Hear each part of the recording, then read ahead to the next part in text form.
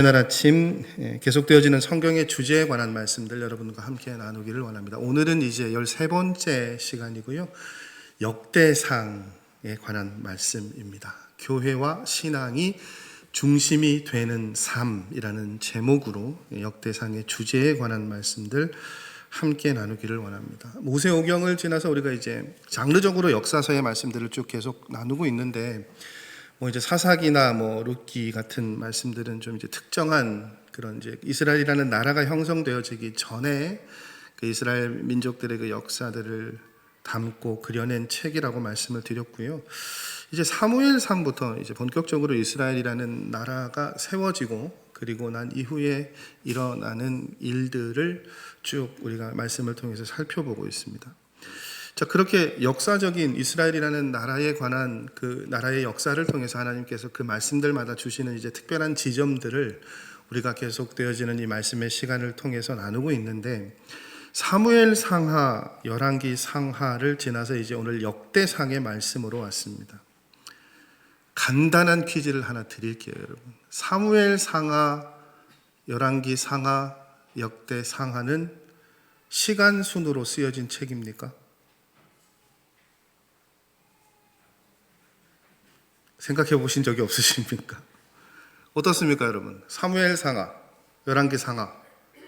그러니까 흔히 생각하면 시간 순으로 나열되어져 있잖아요. 사무엘 상 끝나면 사무엘 하, 사무엘 하가 끝나면 열왕기 상, 열왕기 하. 그럼 열왕기 하의 말씀이 맞춰졌으면 역대 상은 열왕기 하의 시간적인 그 바로 뒷 이야기입니까? 이어지는 이야기? 사람 중심. 집사님 예습하지 않으셨는데 굉장히 잘, 죄송합니다, 때려 맞추셨습니다. 제가 왜 이 말씀을 드리는가 하면 역대기, 역대상하를 통칭해서 역대기라고 불리는 이 책에 이 제목의 의미가요, 그런 의미가 있어요. 역사를 대신해서 기록한 책. 그러니까 왜 서두에 이 말씀을 드리냐면 이게 이제 오늘 중심과 굉장히 이제 좀 상관관계가 있습니다. 역사를 대신하여 기록한 책이 역대기라는 책이에요. 앞에 나온 열왕기 상하의 말씀은 뭡니까? 열왕기는 왕들의 역사죠. 그래서 이스라엘의 어떤 왕들이 세워졌고 북이스라엘, 남이스라엘, 남유다로 불리는 남이스라엘이 어떻게 나뉘어졌고 각 나라 왕들의 시대에 어떤 일들이 일어나게 되었는가, 그것을 설명한단 말이죠.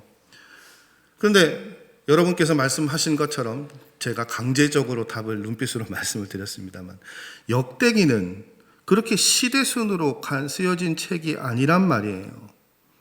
그래서 역대기라는 책을 어떻게 표현하는가 하면요, 사무엘 상하와 열왕기 상하에 나온 역사를 다시 쓴 책, 그것이 역대기라는 책에 대한 문자적인 정의입니다. 그런데 놀라운 것은요, 역대기, 역대상하도요, 주로 누구에 관한 이야기냐? 이스라엘의 왕들에 관한 이야기예요. 그러면 여러분, 사무엘 상하, 열왕기 상하와 역대기 상하가 차이점이 있을 게 뭐가 있습니까? 그때도 왕들에 관한 이야기였는데, 역대기는 똑같이 그 시대의 왕들에 관한 이야기인데 무슨 차이가 있길래 역대기라는 책을 다시 썼을까요? 이유는 딱 한 가지입니다. 역대기는 조금 다른 관점에서 이스라엘의 역사를 재편성한 글이다라고 그렇게 정의할 수 있죠. 그런데 놀라운 것은요, 역대기의 그 관점의 중심에 어떤 단어가 들어가 있는가 하면, 똑같은 이스라엘이라는 나라의 역사를 역대기는 거룩한 역사의 관점으로 다시 쓴 책이래요. 그래서 사무엘 상하, 열왕기 상하에 어떻게 보면 시대적으로 보면 그 긴 이스라엘 백성의 흥망에 관한 이야기가 역대기에도 다시 한번 반복되어져 있는데, 예를 들어 거룩한 역사를 쓴 책이니까요, 역대기는 그것을 기준으로 해서 썼습니다. 그럼 어떤 차이가 있느냐? 초대 왕의 사울에 대해서 역대기는요, 사무엘 상하는 굉장히, 사무엘 상 같은 경우에는 사울의 등장부터 사울의 죽음, 퇴장까지 꽤 긴 분량을 할애해서 쓰고 있잖아요. 역사적인 사실이니까요. 근데 역대기는 그것을 거룩한 역사라는 관점으로 보니까 사울을 죽을 때의 상황만 간단하게 쓰고 날립니다. 그리고요, 북이스라엘에 관한 이야기도 역대기의 말씀에는 거의 등장하지 않습니다. 그 역대 상하에는 그럼 주로 어떤 말씀이 등장하느냐? 이스라엘의 역사인데요, 다윗 왕의 이야기에 집중합니다. 그래서 우리가 혼돈하기를 이건 사무엘 상하 비슷한 말씀이 아닌가? 그렇게 생각하기 쉽거든요. 왜냐하면 거기에서도 이미 다윗에 관한 이야기를 다루었거든요. 마치 우리 복음서에 예수님의 이야기가 중복되어 나타나 있는 것처럼 우리가 역대기의 말씀과 사무엘 상하의 말씀을 혼돈하기가 쉽습니다. 근데 전혀 달라요. 왜?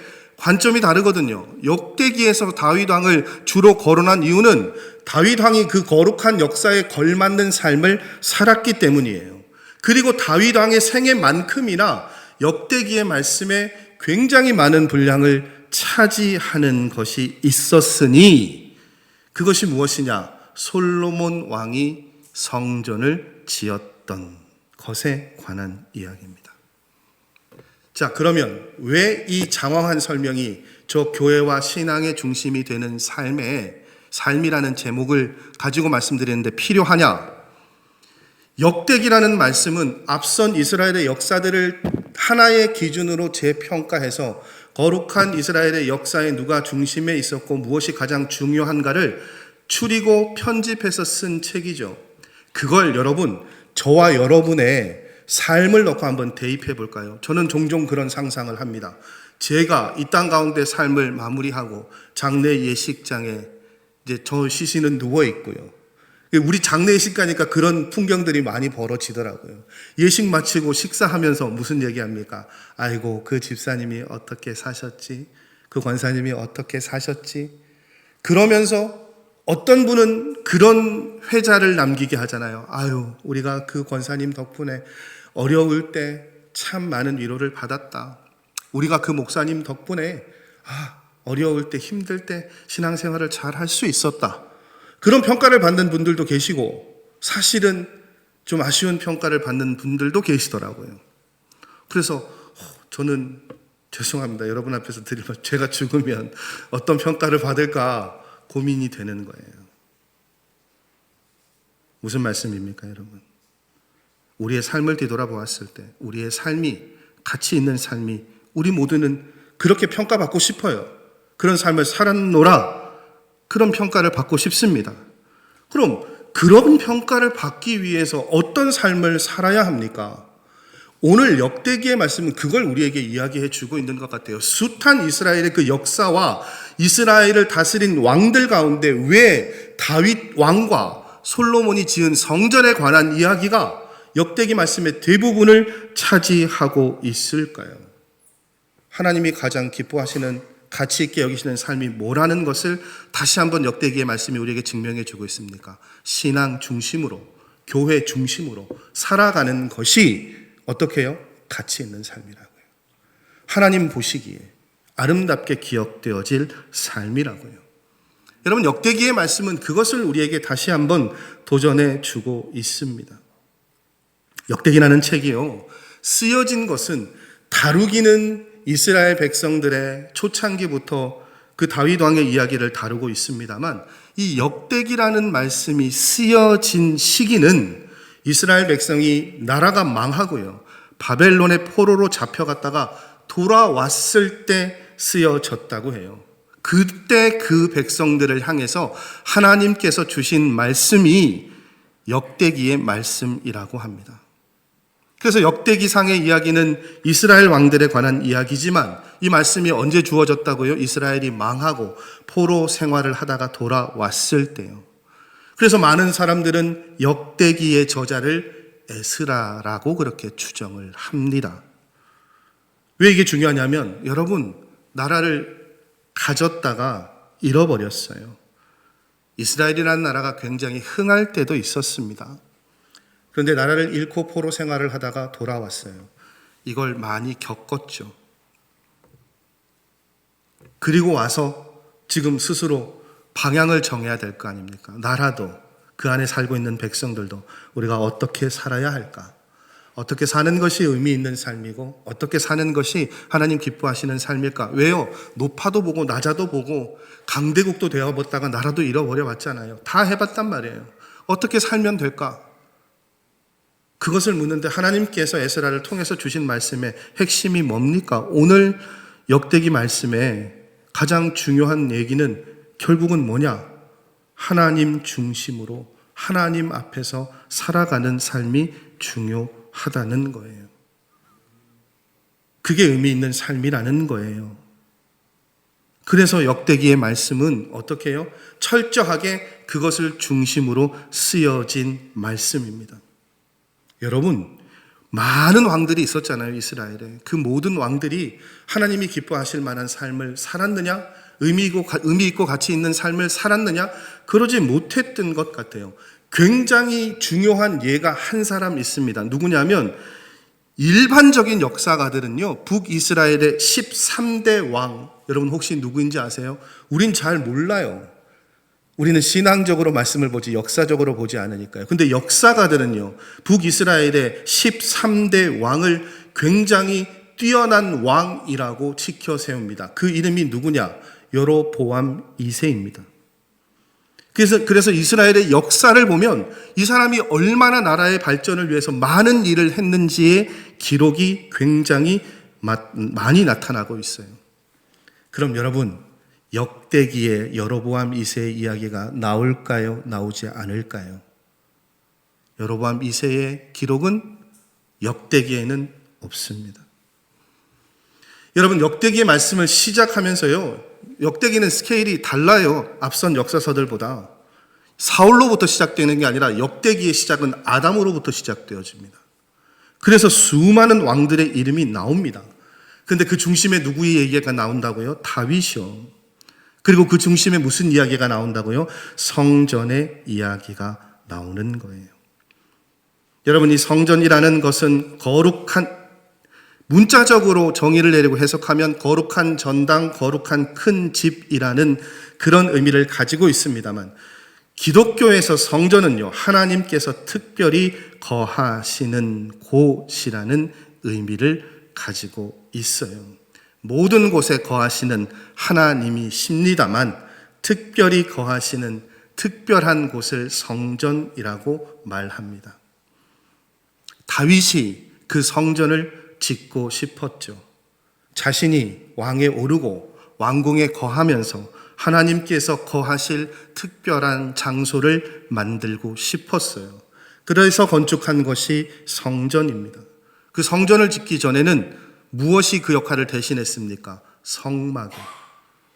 그런데 자신이 왕이 되고 왕궁을 근사하게 지었어요. 그런데 하나님께서 이스라엘 백성들과 특별히 함께 거하시는 것을 시각적으로 보여주기 위해서 지성소에 언약궤를 모셨는데 그게 성막이라는 거예요. 죄송하죠. 초라하죠. 그래서 다윗이 하나님을 위해 성전을 짓고 싶습니다. 그렇게 하나님께 아뢰고 그것을 준비하고 그 성전은 솔로몬에 의해 완성되어졌죠. 물론 그 성전은 바벨론에 의해서 파괴되어졌고 포로 귀환한 후에 다시 지었다가 파괴되어졌고, 그래서 예수님 당시에는 그 헤롯 왕이 개축을 한 성전이 있었고요. 이 성전도 로마에 의해서 완전히 파괴되어졌죠. 그리고 오늘날 교회가 그 성전의 일들을, 성전의 시대들을 이어받아서 세워지게 되었습니다. 물론 여러분, 교회라는 것은 예배당이 아니라 하나님을 믿는 사람들의 공동체를 의미하고요.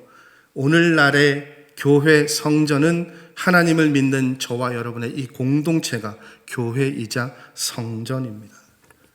그래서 여러분, 제가 교회가 중심이 되는 삶이 아니라 무엇이 이 역대기 상의 말씀의 중심 주제라고 말씀드리고 있습니까? 교회와 신앙이 중심이 되는 삶이라는 거예요. 여러분, 역대기가 무슨 말씀이라고요? 거룩한 역사라고요. 그래서 객관적인 사실들 가운데 거룩한 것들만 발췌해서 쓴 책이 역대기라는 말씀입니다. 수많은 이스라엘의 왕들의 이름이 역대기에는 거론되지 않습니다.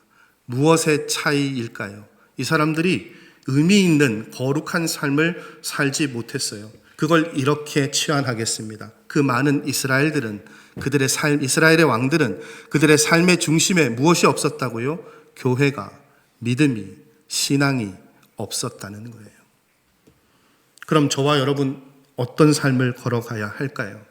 어떤 삶을 지향하고 바라보고 살아가야 하겠습니까? 적어도 역대기의 말씀은 저와 여러분이 하나님의 말씀을 중심으로 교회를, 성전을 중심으로 살아가는 삶이어야 된다고 말씀하고 계십니다.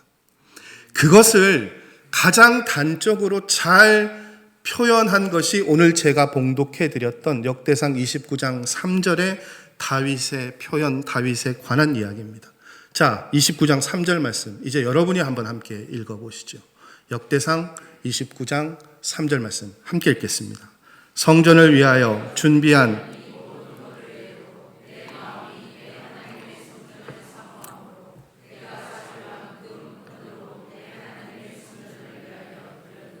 아멘. 여러분, 저는 이 다윗의 고백이 우리 모든 대원교회 공동체의 고백이 되기를 원합니다. 성전을 위해 내가 사요한 금, 은 하나님께 드렸다는 말씀보다, 그 고백보다 더 말씀을 준비하면서 제 마음을 사로잡았던 건 이 표현이에요. 다윗이 이렇게 이야기합니다. 내 마음이 내 하나님의 성전을 사모하고 있다고요. 하나님을 사랑했기 때문에 다윗은 자신의 삶의 중심을 하나님을 향한 하나님의 성전을 짓는 것에 최선을 다해 드렸다라고 이야기하고 있습니다. 그 다윗의 마음을 하나님께서 어떻게 해요? 기쁘게 받으셨어요. 다윗의 삶이 그것들을 우리에게 증명해 주고 있죠. 그런 다윗의 삶이 오늘 역대기 말씀의 중심에 있습니다. 그래서 많은 사람들에게 다윗은 정말 하나님이 기뻐하시는 인정할 만한 가치 있는 삶은 산 사람이었구나 라고 그렇게 기억하게 됩니다. 의미 있고 가치 있는 삶이 된 것이죠. 무엇이 그것을 가능하게 했다고요, 여러분? 하나님을 사랑하고 사모하는 열심. 주님의 몸된 교회를 사랑하고 사모하는 열심. 그것이 그것을 가능하게 했다는 거예요. 자, 그러면 이 다윗에 관한 하나님을 향한, 하나님의 성전을 향한 열심은 충분히 말씀을 통해 전해드렸으니 이제 무엇이 남았습니까, 여러분? 저와 여러분이 하나님을, 하나님의 성전을, 주님의 몸된 교회를 어떻게 생각하고 사모하고 있는지 그것을 말씀에 비추어서 점검하는 일이 남아있죠. 직설적으로 여쭤볼까요? 여러분은 하나님의 교회를, 이 몸된 교회 공동체를 사랑하십니까? 사모하십니까? 다윗처럼 그렇게 고백하실 수 있습니까? 왜 여기서 화면이 사라집니까? 다윗만큼은 안 되실 것 같아요. 여러분, 하나님은 그렇게 우리가 마음을 다해 하나님의 사람으로, 하나님의 교회로 살아가기를 원하고 계십니다. 제 기억으로는 한 20, 30년쯤 전에는요, 교회마다 이렇게 표어들이 있는데 꼭 그런 표어들이 좀 유행했던 그 시절이 있었던 것 같아요. 그런 표어 여러분 기억나세요? 하나님 중심, 말씀 중심, 또 뭡니까? 교회 중심. 그게 교회의 일련의 캐치프레이즈로 그렇게 걸려 있던 그런 시절도 있었던 것 같아요. 근데 오늘날 교회 중심이라고 이야기하면 그런 반박들이 먼저 나옵니다. 그럼 목사님, 삶은 다 내팽개쳐 두고요? 교회에 올인할까요? 제가 부교육자 때요, 권사 수련회를 하는데 처음 이제 서울로 가서 이렇게 교구 담당 목사가 되고 몇 차례 말씀드렸죠. 권사 수련회를 하는데 하루를 해요. 하루를 하는데 그 권사님들이 뭐 한 400~500명 되시는데 교구별로 몇 명이 출석하시냐는 거예요. 그래서 전화를 막 드려서 권사님 참여하실 수 있으세요? 당연히 뭐 은행 다니시고 안 되는 거예요. 그래서 저희는 뭐 예를 들어 우리 교구의 권사님이 한 60명이면 저희 한 30명 출석하실 것 같답니다. 담임 목사님이. 권사님인데 권사 수련회를 참석을 안 하시면 어떡하냐요. 그럼 어떻게 해요, 여러분? 평일날 하는데? 그 다른 교구 선배 목사님들한테 물어봤죠. 어떻게 해야 됩니까? 휴가 쓰고 오시래요. 여러분 하실 수 있겠습니까? 권사 수련회 말고 저는 우리 헌신자 위로회도 토요일 말고 평일에 좀 갔으면 좋겠어요. 주일 전날 갔다 오고 나면 제가 너무 힘들어서 평일에 가고 싶은데 평일에 가면 과연 몇 분이나 가실까요? 쉬운 문제가 아니죠. 저는 이해가 안 되는 거예요. 아니 무슨 회사까지 휴가를 내면서 수련회를 참석을 해? 여러분 그런 생각 들지 않으세요? 어떻게 생각하십니까? 교회 중심이 되는 삶. 극단적으로 가정을 소홀히 하고 직장을 소홀히 하면서 교회 중심으로 살라는 말씀입니까? 아니요. 중심이라는 말이 뭡니까? 무게가, 마음의 무게가 그곳을 향해 있어야 된다는 거예요. 예를 들어서 다윗이 성전을 중심으로 살았어요. 나라를 잘 못 다스렸습니까? 아니요. 그 누구보다 어떤 왕보다 다윗은 그 나라를 이스라엘을 잘 다스렸습니다. 하나님 중심으로 신앙 중심으로 살았을 때 그러한 결과들을 얻게 되었던 거예요. 무엇이 중요하다고요? 내 모든 생각과 행동과 표현의 중심에 무엇이요? 나보다 하나님의 뜻이, 하나님의 말씀이, 믿는 사람들의 삶의 모습이 먼저 담겨져야 한다는 거예요. 여러분, 꽤 많은 사람들이 자기 자신을 위해서 삶을 살아갑니다. 그런데 자신의 삶이요, 자신을 위해서 살아가는데 그 삶이 무너지는 때가 있어요. 그런데 자신만을 위해서 살다 보면 삶이 무너지면 남는 게 있습니까? 아무것도 없어요. 여러분, 얼마나 더 가지고 더 잘 사느냐, 편안하냐, 그것이 남는 것입니까? 아니에요. 어려움 가운데서도 내가 무엇을 하고 살았느냐, 어떤 삶을 가지고 살았느냐, 어떤 기준을 가지고 살았느냐, 그게 중요하고 남는 거예요. 하나님의 사람으로, 하나님의 뜻으로, 하나님의 교회로 살아가는 것, 여러분 그래서 중요한 거예요. 여러분 우리가 누군가를 위해서 밥 한 그릇 살 수도 있고 나눌 수도 있어요. 근데 여러분 교회 공동체 안에서 하나님 주신 마음으로 그 일을 하면요, 그 밥을 사는 건 뭐가 됩니까? 사랑이 되는 거예요. 그것을 통해 하나님의 뜻을, 하나님 나라를 전하고 세우는 일이 되는 거예요.